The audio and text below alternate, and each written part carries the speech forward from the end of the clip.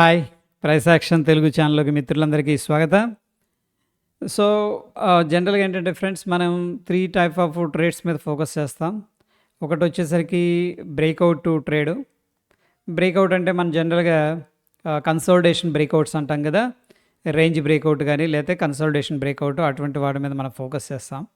And ఇది వచ్చేసరికి one type of trade setup. Second వచ్చేసరికి మొమెంటమ్ ట్రేడింగ్ అనేది చేస్తూ ఉంటాం. మొమెంటమ్ అంటే మనకి స్టాక్ ఆల్రెడీ మూవ్ అయిపోద్దనమాట. అప్ సైడ్ గాని, డౌన్ సైడ్ గాని. అటువంటి స్టాక్స్‌ని మనం ఐడెంటిఫై చేసి దాంట్లో మనం ట్రేడింగ్ ఎంట్రీ తీసుకుంటాం. ఇది momentum trading. And third setup వచ్చేసరికి మనం ఫోకస్ చేసేది ఏంటంటే కంప్లీట్‌గా ట్రెండ్ రివర్సల్స్. సో, ఈ యొక్క ట్రెండ్ రివర్సల్స్‌ని ఐడెంటిఫై చేసేటప్పుడు మనం కొన్ని పారామీటర్స్ అనేది తీసుకుంటాం. లైక్ రిలేటివ్ స్ట్రెంత్ ఎలా ఉంది, అండ్ టైం ఎంత స్పెండ్ చేసింది, ఇవన్నీ కన్సిడర్ చేసుకుంటాం. అయితే ఈరోజు నాట్కో లిమిటెడ్ అని చాలా ఇంట్రెస్టింగ్గా కనిపిస్తుంది. చూడండి. సో, యాక్చువల్గా ఒక కాన్సెప్ట్ ఉంది, డిమాండ్ అండ్ సప్లై అని చెప్పేసి ఆ కాన్సెప్ట్ కూడా. సో ఫ్రెండ్స్, డిమాండ్ అంటే ఏంటంటే జనరల్గా పెద్ద పెద్ద వాళ్ళు బై చేసుకోవాలి, ఎక్కువ క్వాంటిటీ వాళ్ళు హోల్డ్ చేయాలి లాంగ్ టర్మ్ కోసం అనుకున్నప్పుడు ఏంటంటే వాళ్ళు స్లోగా అక్యుములేషన్ చేస్తారు. సో, సింపుల్గా మార్కెట్ ఎక్కడికి వెళ్ళదు, పెద్దగా పైకి వెళ్ళదు, కిందకి వెళ్ళదు, కానీ కొద్దిగా కన్సాలిడేషన్ తీసుకొని అక్కడ నుంచి చిన్నగా అప్ సైడ్ వెళ్ళటం జరుగుతుంది. ఏది వాళ్ళ దగ్గర ఇనఫ్ క్వాంటిటీ అనేది ఉన్నప్పుడు. ఈ మొత్తాన్ని కూడా మనం లైక్ ఇది for example 15 minutes time frame అనుకోండి. ఇక్కడ నుంచి ఇక్కడికి ఒక 10-15 మినిట్స్ అంటే 150 మినిట్స్ మనకు కన్సాలిడేషన్ తీసుకుంది. దాన్ని మనం కన్వర్ట్ చేస్తే లైక్ వీక్లీలో కానీ డైలీలో కానీ ఎలా ఉంటుందంటే డోజీ లాగా ఉంటుంది అనమాట. డోజీ ఏం రిప్రజెంట్ చేస్తుందంటే కన్సాలిడేషన్ రిప్రజెంట్ చేస్తుంది, వెరీ సింపుల్గా చెప్పాలంటే. అయితే ఈ డోజీ నుంచి మార్కెట్ పైకి వెళ్ళింది, మళ్ళీ ఈ డోజీలోకి ఎంటర్ అయిందంటే అంటే ప్రీవియస్గా వాళ్ళు ఏదైతే బై చేసి పెట్టారో, అక్యుములేషన్ చేసి పెట్టారో అదే జోన్లోకి ఎంటర్ అవుతుంది కాబట్టి సో ప్రాబిలిటీ ఉంటుంది. ఎందుకంటే వీళ్ళు డిఫెండ్ చేస్తారు, ఎందుకంటే వాళ్ళు బై చేసి పెట్టారు కాబట్టి ఆ జోన్ దాటి కిందకి వెళ్ళిందంటే మళ్ళీ వీళ్ళకి లాసెస్ స్టార్ట్ అవుతాయి కాబట్టి జనరల్గా అందుకని ఈ జోన్లోకి వస్తే మాత్రం మళ్ళీ ఎంతో కొంత బాయింగ్ పవర్ అనేది యూస్ చేసుకొని మళ్ళీ మార్కెట్ని రివర్స్ చేయడానికి ప్రయత్నిస్తారు అనమాట. సో సింపుల్గా దీన్ని మనం ఏమంటామంటే డిమాండ్ జోన్ అంటాం. అదేవిధంగా మార్కెట్ పైకి వెళ్ళింది, అక్కడ ఒక ఇండెసిషన్ ఫార్మేషన్ జరుగుతుంది, అంటే దీన్ని డిస్ట్రిబ్యూషన్ అంటాం. ఆ ఇండెసిషన్ నుంచి కిందకు వచ్చింది, ఫర్ ఎగ్జాంపుల్ మళ్ళీ ఈ యొక్క ఇండెసిషన్ జోన్ ఏదైతే ఉందో ఆ జోన్లోకి వెళ్ళింది అనుకోండి, దాన్ని మనం ఏమంటామంటే సప్లై జోన్ అంటాం. సేమ్ ఏంటంటే వాళ్ళు సెల్లింగ్ చేసిన జోన్ అనమాట. మళ్ళీ అక్కడికి వస్తే వాళ్ళ ఆర్డర్స్ ఉంటాయి, వాళ్ళు సెల్ చేయాలనుకుంటారు, వాళ్ళు ఎగ్జిట్ అవ్వాలనుకుంటారు కాబట్టి దాన్ని మనం సింపుల్గా సెల్లింగ్ జోన్ అంటాం. దాన్ని మనం సప్లై జోన్ అంటాం.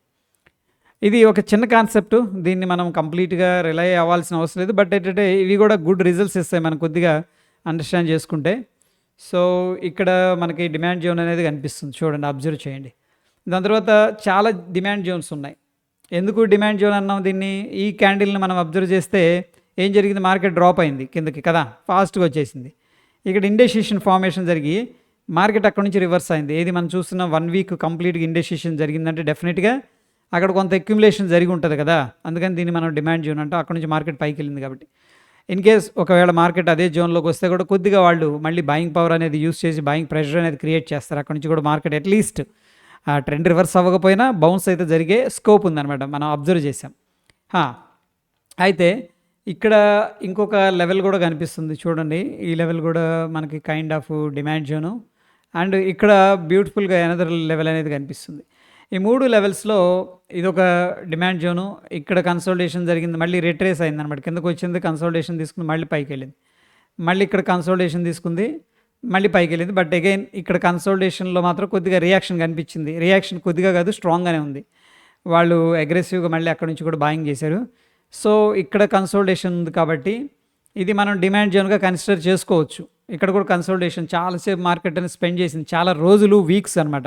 1, 2, 3, 4, 5, 6, 7, 8 దగ్గర 7-8 వారాలు మార్కెట్ ఇక్కడ స్పెండ్ చేసి సడన్గా ఏమైంది, మళ్ళీ చూడండి 1-2 వీక్స్ అగ్రెసివ్గా పైకి వెళ్ళింది. అంటే ఇక్కడ అక్యుములేషన్ జరిగిందని చెప్పేసి కూడా మనం ఎజంప్షన్ చేసుకోవచ్చు. సో, మార్కెట్ ఎప్పుడైతే ఇక్కడికి వచ్చిందో మళ్ళీ బయర్స్ యాక్టివిటీ అనేది కనిపిస్తుంది. ఎప్పుడైతే ఇంపార్టెంట్ లెవెల్స్కి వచ్చిందో వాళ్ళు బయింగ్ అనేది చేస్తున్నారు.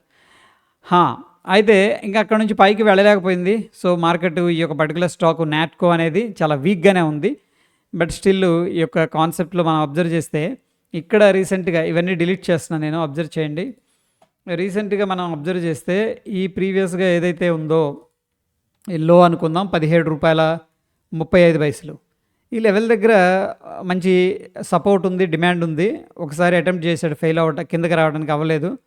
ఆల్మోస్ట్ 2, 3 టైమ్స్ ఇక్కడ 17.35 దగ్గర బ్రేక్అవుట్ చేయడానికి ట్రై చేశాడు, అవ్వలేదు. ఓకే. దాని తర్వాత మనకేమైంది, చక్కగా కన్సోలిడేషన్ తీసుకొని అక్కడి నుంచి కూడా పైకి వెళుతుంది. అదే డైలీ టైమ్ ఫ్రేమ్‌లో మనం అబ్జర్వ్ చేస్తే చూడండి. And as per the dough theory ఏంటంటే మార్కెట్ స్ట్రక్చర్ అనేది చేంజ్ అయినట్టుగా అనిపిస్తుంది. ఇక్కడ మనకి బ్రేక్అవుట్ అయింది.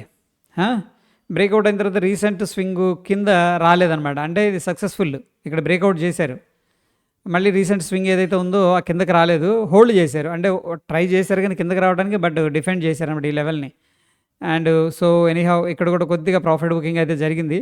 బట్ ఫైనల్గా ఏంటంటే ఒక కన్సోలిడేషన్ లెవెల్ ఏదైతే 21.5 ఉందో ఆ లెవెల్ని బ్రేక్అవుట్ చేసుకొని చక్కగా పైకి వెళుతుంది. సో ఇక ఒకసారి వీక్లీ టైం ఫ్రేమ్లో ట్రెండ్ రివర్సల్స్ని మనం చూడొచ్చు. ఇక్కడ చూస్తే చూడండి, ఒక కైండ్ ఆఫ్ ఇది పర్ఫెక్ట్ ట్రెండ్ లైన్ కానప్పటికి కూడా మనం ఈ పాయింట్ని కలుపుతూ డ్రా చేసుకుంటే ఇక్కడ ట్రెండ్ లైన్ అనేది రెసిస్టెన్స్ లాగా ఉంది. బట్ ఫైనల్గా weekly time frame resistance level అనేది బ్రేక్అవుట్ అయింది క్లియర్గా. అండ్ ఒకసారి మనం ఏం చేద్దామంటే వాల్యూమ్ అనేది ఒకసారి చూద్దాం. వాల్యూమ్ చూస్తే వెరీ వెరీ గుడ్ వాల్యూమ్ అనేది పార్టిసిపేట్ చేస్తున్నారు. ఏది ఇన్ ద డైరెక్షన్ అనమాట. మార్కెట్ ఒక బాటమ్ క్రియేట్ అయిందని ఎలా తెలుస్తుందంటే బాటమ్ దగ్గరకు వచ్చింది, బట్ రైజ్ అయ్యేటప్పుడు అగ్రెసివ్ వాల్యూమ్స్ వస్తున్నాయి. చూడండి, ఈ గ్రీన్ క్యాండిల్లో అగ్రెసివ్ వాల్యూమ్స్ వచ్చినాయి, ఈ గ్రీన్ క్యాండిల్లో అగ్రెసివ్ వాల్యూమ్స్ వచ్చినాయి, ఇక్కడ అగ్రెసివ్ వాల్యూమ్స్ వచ్చినాయి. అంటే మీనింగ్ ఏంటంటే ఆపర్చునిటీ వచ్చినప్పుడల్లా, మార్కెట్ డిస్కౌంట్ అయినప్పుడల్లా వాళ్ళు ఏం చేస్తున్నారు, బయర్స్ అక్యుములేషన్ చేసుకుంటున్నట్టు కనిపిస్తూ ఉంది. అండ్ టెక్నికల్గా మనకు ఒక ట్రెండ్ లైన్ కూడా బ్రేక్అవుట్ అయింది కాబట్టి సో ప్రాబిలిటీ ఎక్కువగా ఉంది. సో ఈ కేసులో మేబీ 1-2 వీక్స్ ఏదైనా కన్సోలిడేషన్ చేసుకోవచ్చు. ఎందుకంటే వీక్ స్టాక్ ఇది, టు బి ఆనెస్ట్గా చెప్పాలంటే దీంట్లో పవర్ లేదు, ఇంకా స్టార్ట్ అవుతుంది ఇప్పుడే. సో ప్రాబబ్లీ 1-2 వీక్స్ ఏదైనా రెట్రేస్ తీసుకోవచ్చు, లేదంటే ఇక్కడ దాకా కూడా రెట్రేస్ తీసుకోవచ్చు. బట్ ఈ స్వింగ్లో అనేది very important.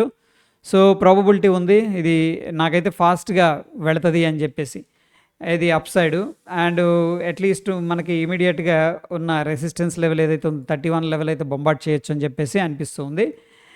And again friends, it's not a recommendation, just educational purpose అనేది ఈ యొక్క అనాలిసిస్ అనేది మనం డిస్కస్ చేసుకుంటున్నాం. ఇక నెక్స్ట్ ఈ యొక్క పాల్ రెడ్ టెక్నాలజీ అనేది కూడా చాలా చక్కగా కనిపిస్తుంది. మనం డైలీ టైం ఫ్రేమ్లో కానీ వీక్లీ టైం ఫ్రేమ్లో కానీ అబ్జర్వ్ చేస్తే మార్కెట్ ఒక ఇంపార్టెంట్ లెవెల్స్ దగ్గర చాలా రోజులు స్పెండ్ చేసింది. ఇక్కడ చూస్తే 142 ఆడ్ లెవెల్స్, 1, 2, 3, 4, 5 టైమ్స్ 142 లెవెల్ దగ్గర ఇది టైం అనేది స్పెండ్ చేసింది. అండ్ మోరోవర్ ఏంటంటే మనం ఇక్కడ అబ్జర్వ్ చేస్తే మనం ఇవన్నీ డ్రా చేసుకుంటున్న అన్నీ కూడాను ట్రెండ్ రివర్సల్స్ అనమాట. ట్రెండ్ రివర్సల్లో ప్రాబ్లం ఏంటంటే ట్రెండ్ రివర్స్ అయ్యేటప్పుడు కొద్దిగా స్లోగా ఉంటుంది, మార్కెట్ పికప్ అవ్వడానికి చాలా టైం తీసుకుంటుంది. బట్ వన్స్ ట్రెండ్ ఎస్టాబ్లిష్ అయిన తర్వాత స్ట్రాంగ్ మొమెంటం అనేది రావడం జరుగుతుంది. సో ఇక్కడ మనకు కైండ్ ఆఫ్ రెసిస్టెన్స్ లెవెల్స్ దగ్గర స్ట్రగుల్ అవుతుంది. సో ప్రాబుల్ ఏంటంటే మనకి 165 పైన ఇది కన్నా క్లోజింగ్ ఇచ్చిందంటే డైలీ టైం ఫ్రేమ్లో ఈ లెవెల్ అనమాట రెసిస్టెన్స్ ఉంది. సో అక్కడి నుంచి కూడా ట్రెండ్ మనం రివర్సల్ అనేది ఎక్స్పెక్ట్ అయితే చేసుకోవచ్చు. సో ఈ యొక్క పర్టికులర్ స్టాక్ కూడా వెరీ ఇంట్రెస్టింగ్గా కనిపిస్తుంది. దాని తర్వాత మనం అబ్జర్వ్ చేస్తే జుబిలెంట్ ఫార్మా, ఈ యొక్క పర్టికులర్ స్టాక్లో కూడా కొద్దిగా వాల్యూ బయింగ్ అనేది జరుగుతుంది. అండ్ మనం చూసుకున్నట్టయితే ఇక్కడ చూడండి, అబ్జర్వ్ చేస్తే మనకి లోవర్లో క్రియేట్ చేస్తూ వెళుతుంది స్టాక్. ఇక్కడ ఉంది లో, ఈ లో అనేది ఒకసారి రీలోడ్ చేద్దాం. ఒక్కొక్కసారి ట్రేడింగ్ వ్యూ ఇబ్బంది పెడుతుంది. చూడండి, మనకి ఇక్కడ లో అనేది క్రియేట్ అయింది ఫ్రెండ్స్, ఓకేనా, రీసెంట్గా. దాని తర్వాత అనదర్ లో అనేది ఇక్కడ క్రియేట్ అయింది. బట్ ఆర్ఎస్ఐ అబ్జర్వ్ చేస్తే మనకు కొద్దిగా పాజిటివ్గా అనిపించింది, ఇక్కడ పాజిటివ్ డైవర్జెన్స్ అనేది కనిపిస్తుంది. సో యాక్చువల్గా కొద్దిగా మనం ఆ యొక్క డైవర్జెన్స్ని అండ్ క్యాండిల్ స్టిక్స్ని కన్నా కొంచెం ఫోకస్ చేస్తున్నట్టుదే. ఇక్కడ చూడండి, ఈ పాయింట్ దగ్గర మనకు డైవర్జెన్స్ అర్థమైపోయింది. ఎందుకు, మార్కెట్ యొక్క రెసిస్టెన్స్ బ్రేక్అవుట్ అయింది ప్రీవియస్ స్వింగ్లో. అంటే ఇక్కడున్న ఆర్ఎస్ఐ ఇక్కడున్న ఆర్ఎస్ఐని మనం కంపేర్ చేసుకుంటే పాజిటివ్ డైవర్జెన్స్ అనేది క్లియర్గా. అండ్ ఆఫ్ కోర్స్ ఇక్కడ కూడా మనకి డైవర్జెన్స్ స్టార్ట్ అవుతూ వస్తుంది అనమాట. అంటే డిప్లో బయింగ్ జరుగుతుందని కొద్దిగా మనం అనుకోవచ్చు. సో ఈ పాయింట్ దగ్గర మనం అండర్స్టాండ్ చేసుకున్నట్టయితే ఇక్కడ రిజెక్షన్ జరిగింది, లోని బ్రేక్ చేయలేదు, మళ్ళీ morning star kind of formation జరిగింది. ఇటువంటి సిచ్యువేషన్లో మనం కొద్దిగా రిస్క్ తీసుకోవాలనుకుంటే కూడా ఈ యొక్క ట్రెండ్ లైన్ బ్రేక్అవుట్ దగ్గర కొద్దిగా రిస్క్ తీసుకోవచ్చు. సో ఈ కేసులో మనం ఏం చేసుకోవచ్చు, ట్రెండ్ లైన్ బ్రేక్అవుట్ అయినప్పుడు ఆ యొక్క బ్రేక్అవుట్ క్యాండిల్ పైన మనం ఎంట్రీ తీసుకొని స్వింగ్లో ఏంటంటే మనం ఇనీషియల్గా స్టాప్ లాస్, దాని తర్వాత ప్రాఫిట్ వచ్చిన తర్వాత పార్షియల్ ఎగ్జిట్ కానీ అండ్ లేకపోతే మనం ట్రైలింగ్ స్టాప్ లాస్ అనేది యూజ్ చేసుకోవడం అనేది చేసుకోవచ్చు. అయితే ఈ యొక్క పర్టికులర్ స్టాక్లో ఇప్పుడు మనకి ఏమనిపిస్తుంది అనేది మనం అబ్జర్వ్ చేస్తే ఇక్కడ చూడండి, రీసెంట్గా ఈ యొక్క ట్రెండ్ లైన్ అనేది మనకి ఒక రకంగా బ్రేక్అవుట్ అయింది. So market W structure breakout అయింది, మళ్ళీ రిట్రేస్ తీసుకున్నాడు, ప్రీవియస్ లోని బ్రేక్ చేశాడు, కైండ్ ఆఫ్ బ్రేక్అవుట్ అయింది, మళ్ళీ ట్రెండ్ లైన్ని సపోర్ట్ అయితే తీసుకుంది. సో ప్రాబబ్లీ మనకి ఈ లెవెల్ అనేది హోల్డ్ చేస్తున్నట్టు క్లియర్గా తెలుస్తుంది. ఇక్కడున్న లెవెల్ అబ్జర్వ్ చేయండి, ఇది 365 దగ్గర కొద్దిగా సపోర్ట్ అనేది కనిపిస్తుంది. సో అగ్రెసివ్గా మేబీ రివర్స్ అవ్వకపోవచ్చు ఇమీడియట్గా 360 365 దగ్గర దీన్ని ఏంటంటే ఒక టెస్ట్ సైజ్ క్వాంటిటీని మనం అక్యుములేషన్ చేసుకొని ఏం చేయొచ్చు అంటే, ఒకవేళ ఈ యొక్క ట్రెండ్ లైన్ అనేది పర్ఫెక్ట్గా ఫార్మేషన్ జరిగిందనుకోండి 1-2 వీక్స్లో, లేకపోతే 1-3 డేస్ ఏదైనా కానీ టైం తీసుకొని ఈ యొక్క బ్రేక్అవుట్ దగ్గర కొద్దిగా రిస్క్ తీసుకోవచ్చు అనిపిస్తుంది నాకు, ఏది జుబిలెంట్ ఫార్మా. ఎందుకంటే ఇక్కడ కూడా ఒకసారి బ్రేక్అవుట్ అయ్యి మంచి మూవ్ ఇచ్చాడు. సో ప్రాబబ్లీ ఇక్కడ రిజెక్ట్ చేశారు, మళ్ళీ కొద్దిగా హోల్డ్ చేస్తున్నారు. మనం వెయిట్ చేయాల్సింది ఏంటంటే ఈ యొక్క ట్రెండ్ లైన్ అనమాట. ట్రెండ్ లైన్ కానీ బ్రేక్అవుట్ అయితే ప్రాబబిలిటీ అనేది మనకి అప్ సైడ్ వెళ్ళటానికి ఉంటుంది అనమాట. ఇనీషియల్ టార్గెట్ ఇక్కడ రెసిస్టెన్స్ ఉంది కాబట్టి ఈ రెసిస్టెన్స్ అండ్ ఆఫ్ కోర్స్ అది కానీ బ్రేక్అవుట్ అయితే అగ్రెసివ్గా మనకి మూవ్ అవ్వచ్చు. సో అది ఎంత పైకి వెళుతుంది అనేది మనం ఎక్స్పెక్ట్ చేయటం కంటే కూడా అట్లీస్ట్ మనం తీసుకున్న ఈ యొక్క పర్టికులర్ ట్రేడ్లో 1:2 మినిమం మనం ఎక్స్పెక్ట్ చేసుకొని ముందుకైతే వెళ్ళొచ్చు. సో ఈ 3 స్టాక్స్ అనేది కూడా ఏంటంటే ప్రస్తుతం అయితే నేను వాచ్ లిస్ట్లో పెడుతున్నాను. దీంట్లో నేను ట్రేడ్ తీసుకోవచ్చు, తీసుకోకపోవచ్చు కూడా ఫ్రెండ్స్. జస్ట్ ఎడ్యుకేషనల్ పర్పస్ అనేది అండ్ అండర్స్టాండ్ చేసుకోవడానికి క్యాండిల్ స్టిక్స్ ఏంటి, ట్రెండ్ రివర్సల్స్ ఏంటి, మొమెంటం ఏంటి తెలుసుకోవడం కోసం ఈ వీడియో అనేది షేర్ చేస్తూ ఉన్నాను. హోప్ ఈ వీడియో ఎంజాయ్ చేశారని అనుకుంటున్నాను. స్టిల్ మీకు ఎటువంటి డౌట్స్ ఉన్న కింద కామెంట్ రూపంలో తెలియజేయండి ఫ్రెండ్స్, డెఫినెట్గా నేను ఆన్సర్ చేస్తాను. మరొక ఎపిసోడ్లో మళ్ళీ కలుసుకుందాం. Stay tune. ధన్యవాదాలు.